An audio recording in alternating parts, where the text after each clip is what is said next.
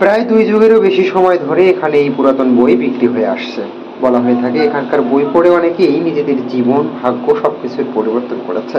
আর সবচেয়ে বড় কথা হচ্ছে নিম্নবিত্ত কিংবা মধ্যবিত্ত পরিবারের যারা শিক্ষায় আগ্রহী, তাদের কাছে যেন চিরচেনা এই জায়গাটির বই। এখানকার বই নিয়ে অনেকে তাদের জীবনের শিক্ষায় আলোকবর্তিতা গ্রহণ করেছে।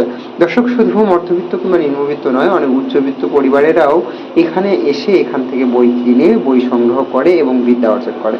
সবকিছু মিলিয়ে দিনাজপুর জেলার কাচারি সংলগ্ন কোর্টের পাশে এই বইয়ের দোকানের যেন একটা ইতিহাস, ঐতিহ্য, সংস্কৃতি রয়েছে অনেকদিন ধরে।